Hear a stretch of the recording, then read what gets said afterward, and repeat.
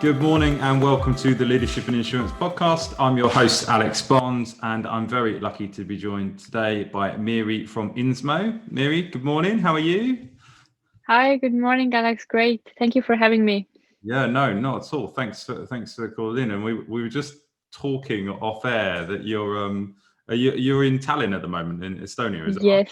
Yes. And what temperature were we running at last week? What was it? Temperature-wise? Yeah, it was minus 23, minus 27 in some mornings. So so you stay inside and work. I was going to say the lockdowns are a lot easier when you really don't want to go outside. Yeah, exactly. Yeah, yeah. Well, we're speaking today from a slightly miserable Britain, but we're certainly not quite at minus 20. But then it's a bit warmer now, isn't it? You're saying it's sort of Yeah, it's much better. So it's -1 or so. It's almost zero. so you can start getting out. But Meeri, before I kind of divert into the weather chat, I wondered if you might introduce Inzmo as a business to the people out there that might not know who you guys are. Yeah, so I'm one of the co-founders of Inzmo. Inzmo was started by Estonian founders, and today we are also German-Estonian startup. We started out around 4 years ago. The company is established in Berlin and in Tallinn, and what we do is we are creating technology to enhance the whole insurance experience. Legally, we are an insurance agent, but what we are delivering to the customers is instant insurance experiences. So purchasing and managing your insurance policies can be done via Inzmo in an instant. Thanks to our technology, we partner up with a lot of B2B2C channels. This is also like our unique value selling proposition: great products, great technology, and also an amazing user experience after the sales. So today we are operating in the German market and selling primarily electronics and bike insurance, and launching a new product called rental deposit guarantee. If people are in Germany renting apartments, usually you pay 3 months deposit to your landlord, and instead of that, you can just enjoy paying 10-15 euros to Inzmo. And also the landlord has the benefit that if something happens to the apartment, or some payments will be due, then they will just turn to Inzmo, and in a day or two, everything will be reimbursed. So this is the kind of value we want to bring to the insurance market: new products, new technologies, and we have been quite successful on onboarding different types of partners. So B2B2C, as I mentioned, is our primary model, and with the new product, we will also expect to expand to other verticals, not only private premises but also commercial premises, and also to other markets in Europe. Yeah. Okay. There's a lot to digest, but thank you very much. I want to take you right back because, like, you told me a really interesting story when we spoke before. Because it's quite common that we get people on that are not from insurance backgrounds. Because you were originally a corporate lawyer, is that right? Yes, I used to work in Ernst & Young for quite many years as a lawyer and tax advisor, and also we had with some of my colleagues our private advisory company. But then I also felt that I feel more that I should be taking more risks, and then with my co-founder, with whom we have been doing business together now for, I would say, around 11 years. Mm-hmm. Then initially we did not think about starting an insurance or Insurtech company. So given his background, he has been a professional superbike rider for like half of his life, and I was a lawyer. Then what we actually created initially, the project was called Bike ID. We created an international bike registry where everybody can sign up their bikes. We cooperated with the police, help people to find bikes, and very, very cool and nice project. And when we were thinking about how to monetize this project, then we were thinking about different security elements and so forth, and also we added bike insurance to our portfolio. Mm-hmm. And we created a very cool app to sign up for bike insurance in seconds. And when we pitched this idea to different insurance companies in Europe to get the product going in different markets of Europe, then the main feedback we got is that you have built up such a cool platform that why just bike insurance, that we would like to sell other products like this, in an instant to the customers and via different partnerships. And in 2016 we made a pivot, so we became insurance agent for bikes and electronics primarily. And we were lucky from the day one, because the people who were developing the bike registry for us, they had a very strong previous experience in developing for insurance companies and insurance brokers, so the know-how was already all there. So we were in an extremely great space in that sense. Of course, we as founders, when designing the whole customer experience, we were just thinking, what would we like to experience when dealing with insurance, right? And I think that was a huge benefit, that we were not sort of like maybe, that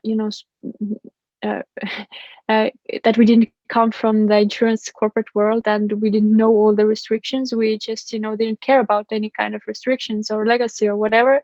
We just thought that, hey, this is the kind of experience the customer needs to have. And the products need to be designed around this, this experience, not the vice versa, right?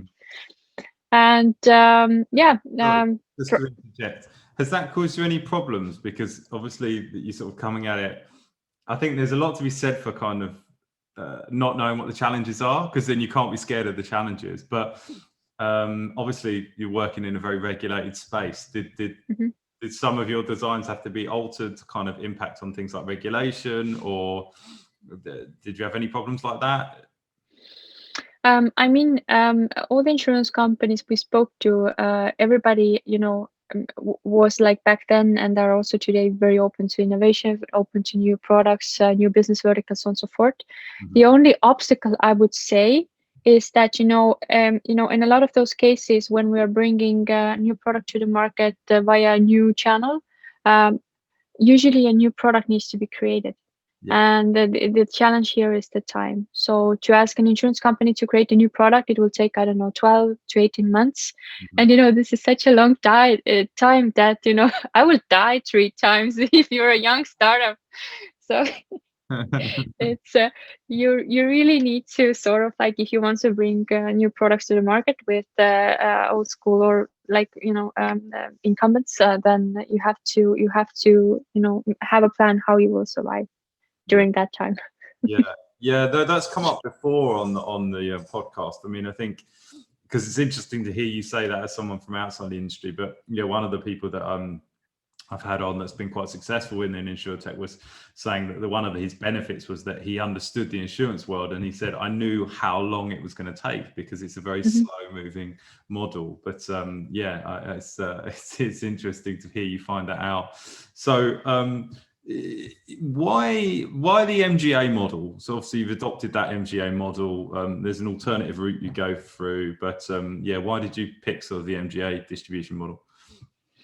So initially, when we converted into an Insurtech or like I would say insurance agency model, then we pretty quickly understood that even if we can offer the customer, a great, nice interface to get insurance coverage, to buy policies or to manage their policies, then the expectation of the customer is to have everything in an instant, including claims handling and absolutely everything related to his insurance coverage, right?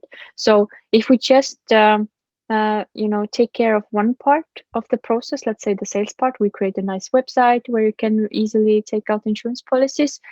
But at the same time, there is basically no customer support, or the claims are being handled, let's say, in 2 to 4 weeks. This is not matching the whole experience that the customer had in the first place with you, and it's going to ruin quite a lot of the impression that the customer has or their expectation towards you, and it's very unlikely that they will come back. So what we understood quite quickly is that we have to take care, like, majority of the process. We're not an underwriter ourselves, so we cannot do anything about that. We have to be patient over there if we want to create new products or change something. That is clear. but everything else we can take care of, starting from the sales, customer care, all kinds of administration, claims handling, and so on and so forth. So, and it's also what we see from the underwriter side, that like this, we are like most hassle-free partner also for the underwriter. If you have a strong tech, yeah, and if you want to go to the market with a new product that maybe this particular underwriter doesn't have yet, they not have the claims handling in place, or all the processes related to that in place. So if you sort of like pitch the whole package to the underwriter that, hey, this is how much we're going to do for you, these are the terms and conditions that we see that the customers would like to have, and these are the kinds of premiums we think which are proper for this market. If you present this whole package, then what we have experienced, the whole procedure of getting a product from an underwriter is also much faster. So there's like two upsides. First, you take care of the most of the customer experience, and secondly, you get products fast, and everybody is sort of like happy in this kind of model.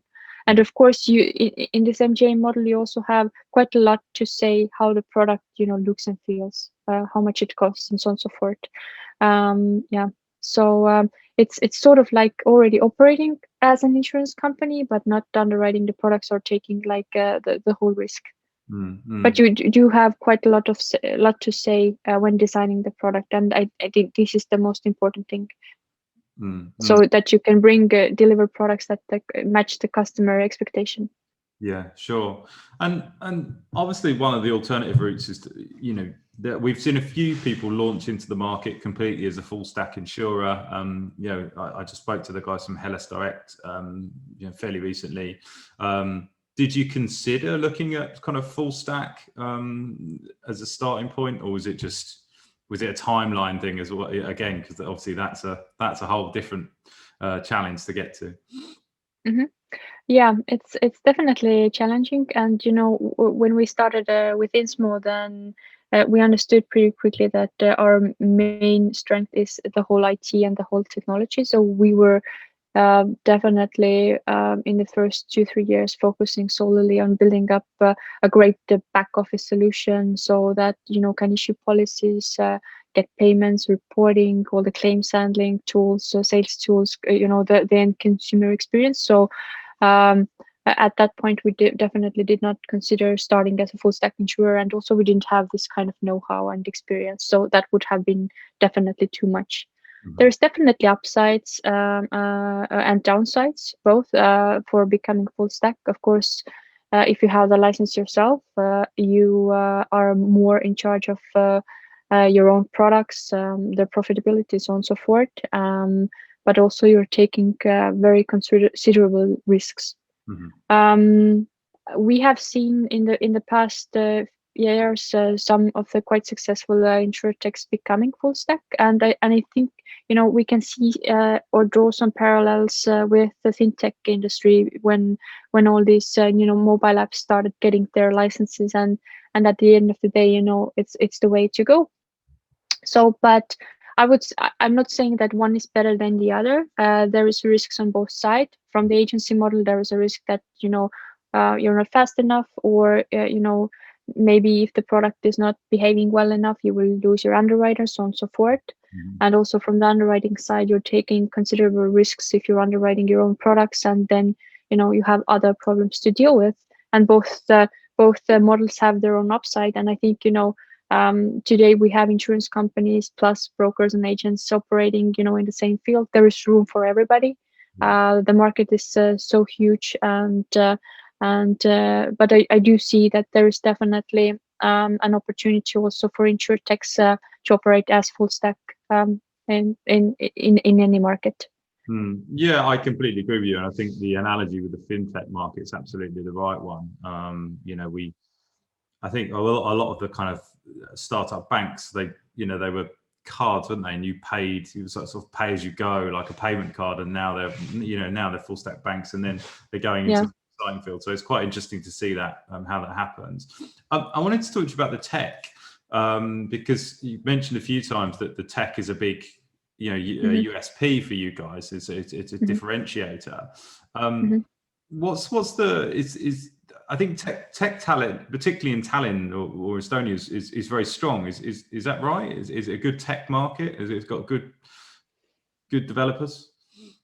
In general, yes, but if we're talking about now insurance tech, then there's not so many because it is quite a complex area. I would say like maybe we have 3-4 very strong Insurtech developers in Estonia, and it's still an area where we don't have so much experience yet, because of course a lot of Estonian insurance companies try to become more digital and to go more online, and I think Estonia is one of the forerunners in the European region for that. But still, we don't have, in that sense, a lot of tech talent for the insurtech space. So it is highly regulated. It's sometimes it can be very complex business, and the whole creating a fully digital insurance provider is a pretty complex task. Yeah. But regarding our own tech, when building up Inzmo's, let's say, back office solutions, then we also understood that we have to build up basically a fully digital insurance company, or build up something that operates fully like an insurance company, because it needs to fulfill all the functions that the normal insurance company does. So if you're talking about incumbents or older legacy companies, then a majority of them are operating with 5-6 different systems which are not communicating to each other, and the whole sales, administration, claims, so on and so forth is if the system is not the pieces are not talking to each other, it's very difficult to provide a fast and understandable solutions, and it also takes more managing for the insurance company, and of course takes more cost on the whole administration side. So from day one, we have had a goal that everything needs to be in one software, and it needs to be a software that operates like an insurance company should operate. Does that sometimes hold you back, not from your own tech, but actually the ability of like the incumbents, because you're B2B2C? Is there sometimes kind of things that hold you back because your technology's better than the people you're trying to do business with, and is there a challenge there sometimes? Or actually it makes all those corporations way easier, because when we want to cooperate with an insurance company, it doesn't matter if we want to have our own products or we somehow support them with their B2B2C partnerships with some large retailers with our tech, then it's very easy for us to sell our tech or use our tech, because we say that, hey, it does everything that an insurance company should do. It has all the sales tools to work with whatever B2B2C partners we have or you have, and at the end of the day, the insurance company just needs a monthly report, and we are capable of providing these reports, which they can then insert into their systems. And in that sense, it's way easier because there is no part on our end which is not covered technologically, and it's the partner never, or the insurance company never has to do any kind of developments on their side to work with us. So we want to be completely hassle-free. If we ask products from the insurance company, we just need terms and conditions and to understand, how the premiums need to be calculated, and nothing else. No APIs, no developments, nothing. Okay, interesting.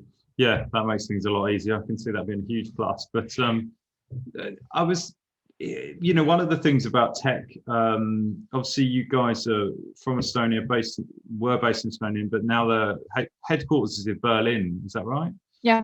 Yeah.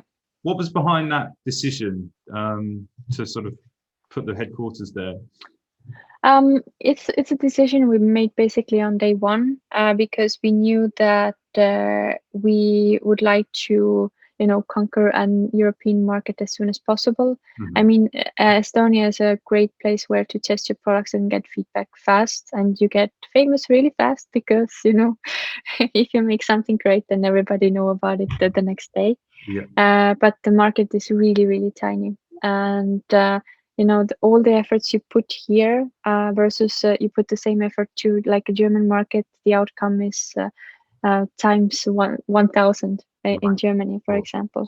So of course it's more risks, but we were open to take the risk like this. Because we also knew that if you're fundraising, for example, and we deliver results from the home market, it doesn't have that kind of weight, then we would do it in Germany. So these have been like pretty strategic decisions. Also Germany, huge market, extremely open to insure any kind of risks, extremely open to innovation, like exactly the same situation which we saw like 10 years ago with banking. Insurance is at the moment exactly in the same place, exactly the same opportunities. We see exactly the same patterns happening with Insurtech, and Germany was definitely a great opportunity for us in that sense. Does that mean that has it been helpful with things like investment or?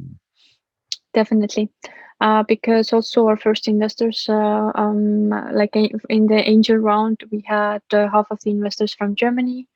And also after that, when we have been fundraising, then it's much easier for a fund to get acquainted with the German company and German laws. And if they've never done any investments in Estonia, it's quite difficult to convince them to, become familiar with Estonian laws and regulations and to become a shareholder in an Estonian company. Of course, it's doable, but what I've heard from the feedback also from investors, it's that it's definitely can be a showstopper, that they have to become acquainted with the laws and regulations of a country where they have never invested in. Yeah. I just want to talk about investment for a second, because you guys, so you raised an angel round. Have you done any further rounds of funding, or was it just off that you've gone so far? No, actually, we have had like pre-seed rounds and then seed rounds. So in a pre-seed phase, we were funded by private angels, by Startup Bootcamp Accelerator, by 500 Startups Accelerator. And now in the later stage, we have been funded by Helvetia Insurance, and now we have one new investor, Change Ventures, which is a Baltic VC company. Okay, fantastic. What was that process like? Had you had any experience of raising money before you started the company, or was this is all part of the new part of the process? It was all new, and I think it was quite helpful that when we started the company, we immediately went to Germany to start a bootcamp. It taught us quite a lot, and it was great that we got out of Estonia immediately, and thanks to Startup Bootcamp. And after that, a year after that, we went to San Francisco, US, to 500 Startups, which also told us a lot about fundraising. Amazing people over there. Of course, like US people have amazing sales skills. Estonians are known about, developing great stuff, but not being capable of selling it. Okay. So it was quite very, very useful experience. And yeah, I mean, the skills for fundraising, they come over time when you go to different conferences, talk to different people. Yeah, you have to bear in mind that to get one investor, you have to talk to 100. So 99 no's is fine if one says no. And you just have to become, you have to tune your story all the time according to the feedback that you get from the investors. You have to learn on the go, and you have to, adapt all the time and then adjust your story, and maybe sometimes even a little bit the business model or the product. Yeah, interesting. Yeah, I'm always interested to hear people's kind of journey, because it's always it's usually the bit that's new to everyone. It doesn't matter if you come from insurance or not. It's the bit that's new, and it's it sounds like a tough experience, mainly because it's just such a time, such a lot of time spent. I mean, you're saying it there. So to get one investor, you need to speak to 100, and that's for every round, right? Well, maybe sometimes it's the same people. So it's a lot of time spent, but interesting. What impact has Berlin had on your ability to attract talent? Has it been helpful there? But one assumes it's quite competitive to talent in Berlin, I would imagine. It is, that's true. But today I would say that we are sort of in a phase where we're not anymore like, the first day startup. Didn't just start yesterday, but we are also today not in a phase where we have grown to be. We have, I don't know, 150, 200 people already, and we are already like a corporate. So we're today in a very attractive phase to people who have a lot of experience, and but they do feel that there's something crazy that they still want to do in life. Yeah. So whenever we are starting to look for talent, for example, for senior positions, we get so many great candidates for like big corporates, like very senior people. Mhm. And when I ask them that, you didn't even know about Inzmo before applying to this position, that why are you applying? And this the reason they give me usually is that I feel like it's the last chance in my life that I can do something crazy Yeah. and do something extreme. I don't want to start my own startup like from the scratch, because everybody knows 98% of the startups go belly up after first year. Yeah. But you have already survived your first years, and you have many years to come. And I want to be just part of some crazy story and help to build up something at least once in my lifetime.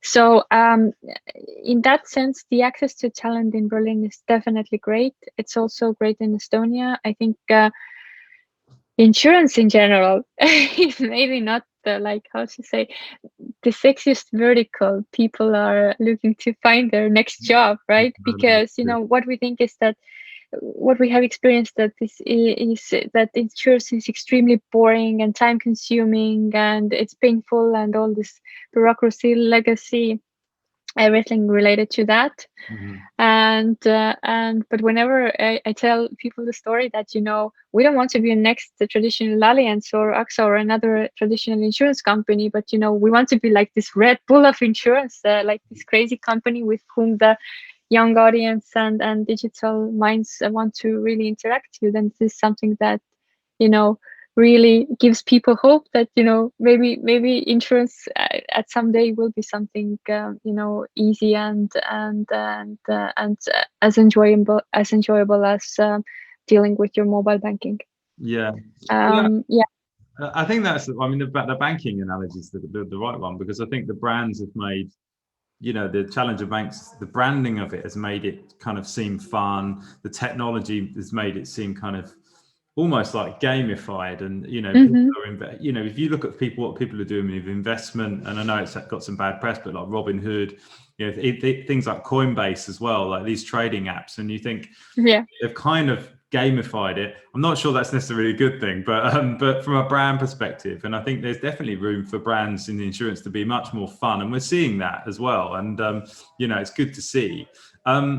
I suppose on that note, I wanted to ask you about the customer, because something you're very strong on is kind of like customer journey. Do you think historically insurance has listened to the customer enough, or we neglected the customer slightly? It's getting better. At least what I see in the past 5 years, it's definitely getting much better. And if we look at also the insurance companies, last year and this year, everybody will be focusing in, improving the whole customer experience. And this is the number one focus for Insurtechs and for traditional insurance for sure. Mhm. In the past, I would say that yes.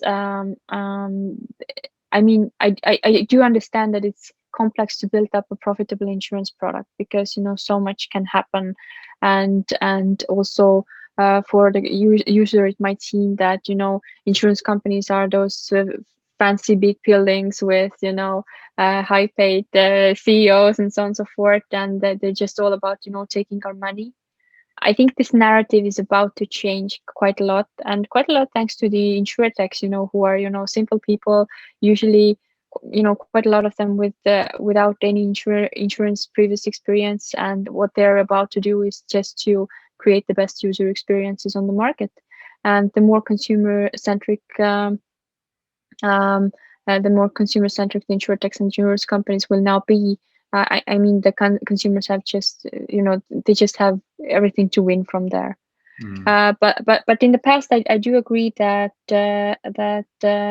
we have, or like the industry has not been focusing on the customers so much.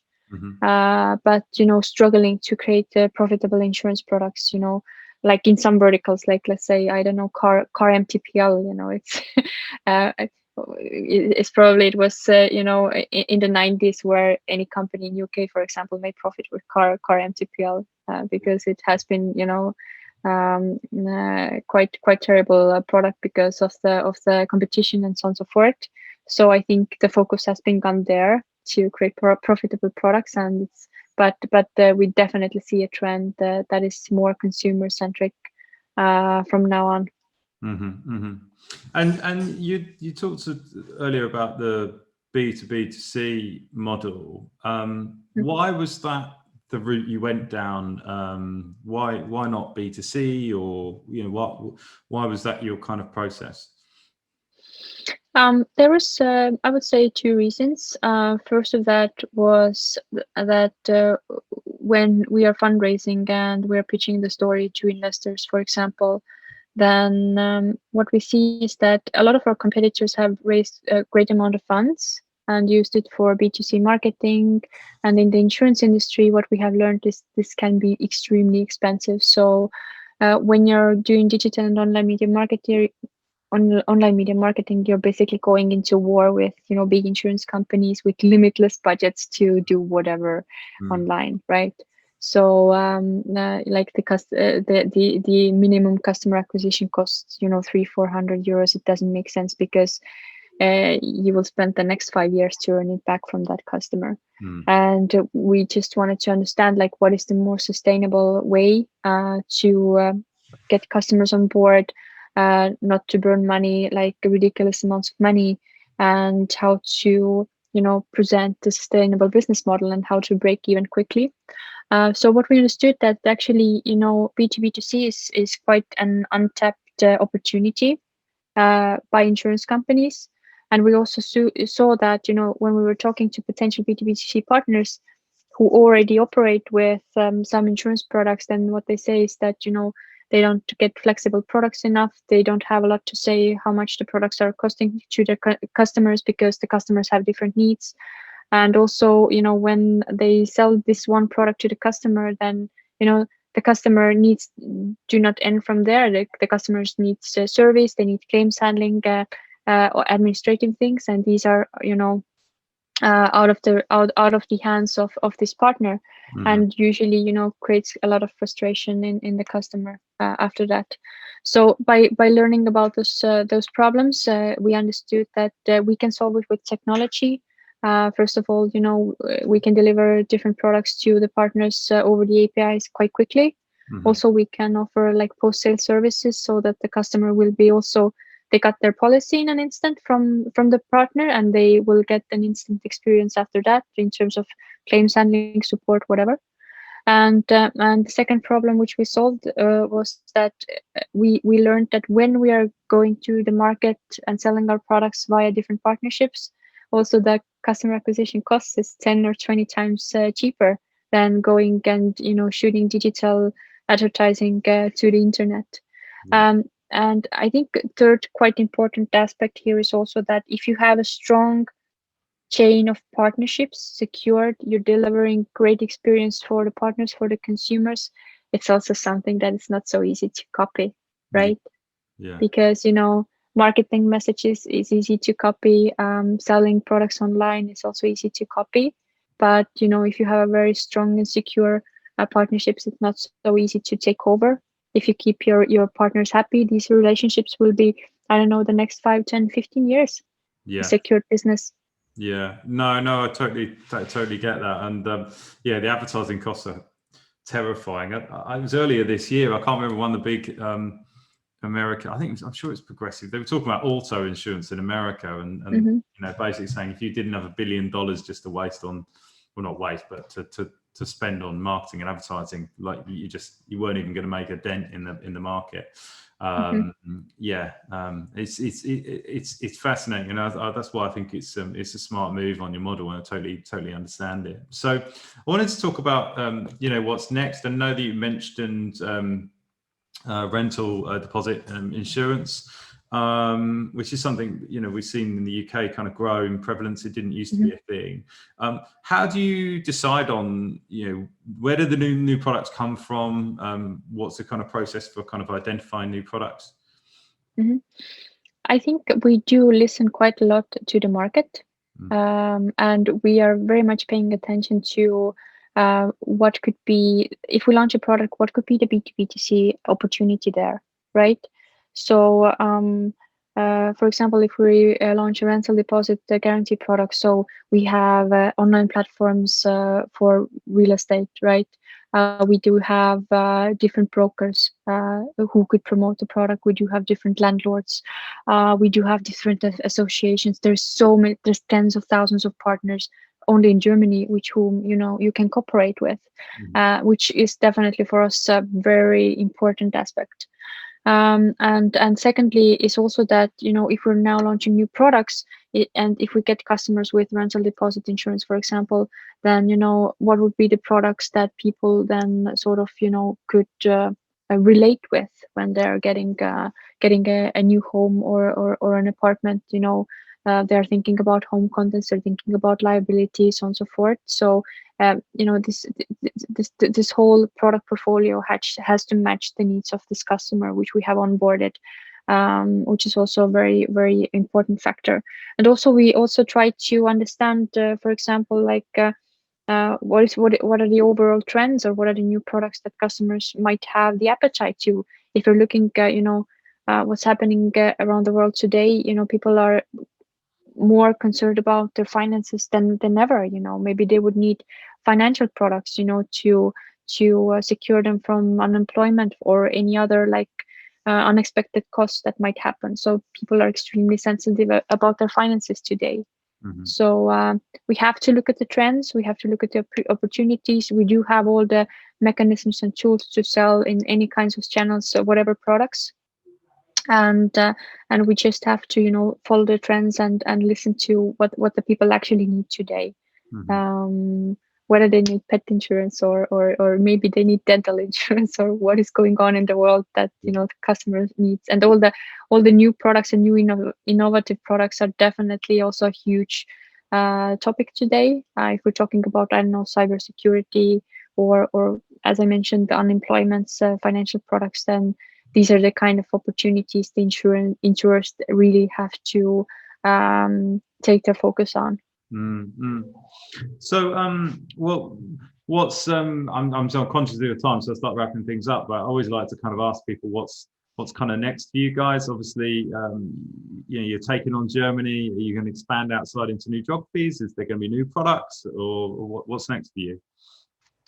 Yeah, so we are definitely focusing on Germany in the coming, I would say at least 2 years, really becoming a strong player in the rental deposit vertical in private and commercial spaces, and also bring on the market new products that are related to owning a home or a household.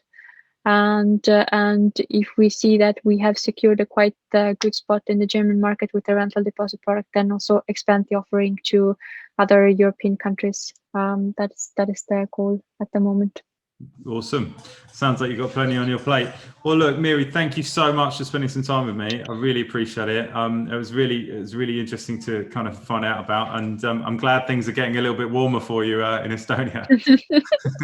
Yeah, thank you so much for having me, Alex. It was great to be in the show.